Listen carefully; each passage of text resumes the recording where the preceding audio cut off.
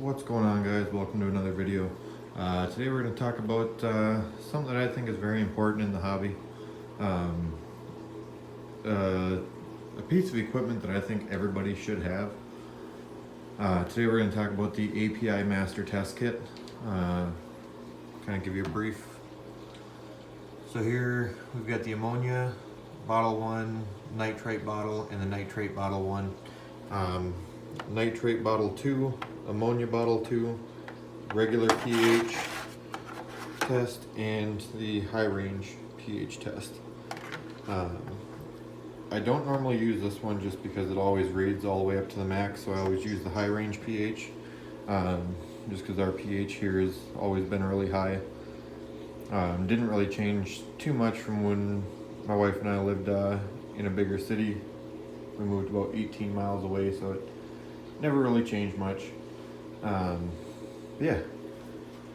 So I tested the water on my 90-gallon electric blue Acara tank. Kind of show you these guys here.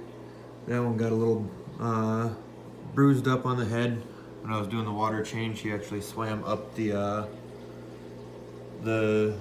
siphon, and as I don't know how long he was up there, but luckily the tube is small enough that he didn't get sucked too far past it. It just kind of, or he didn't get sucked past the siphon tube at all. He just got sucked up against the hose. But I kept an eye on him. He's doing all right.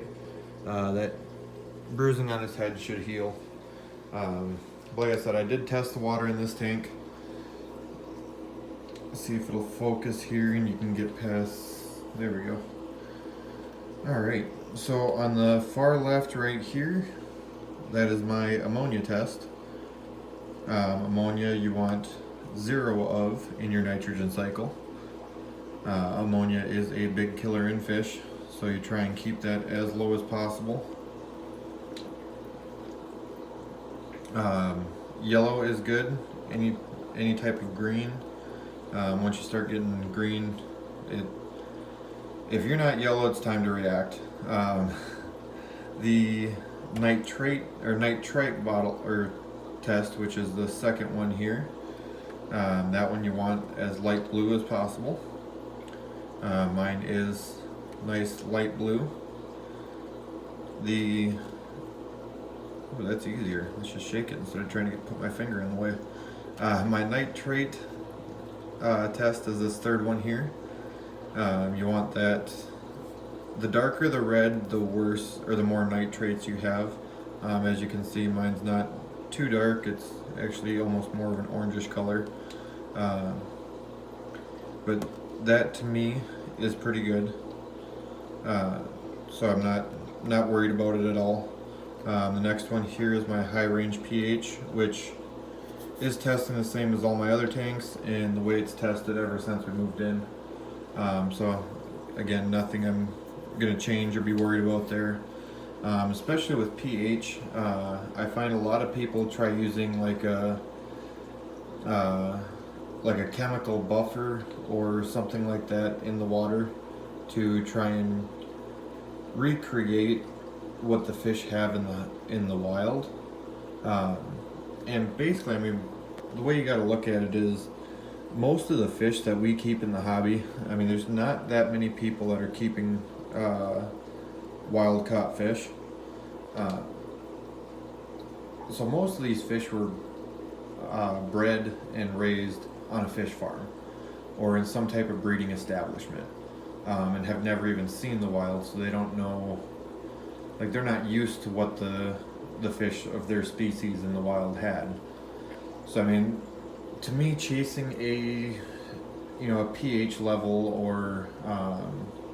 or something like that is unnecessary, especially with pH and whatnot.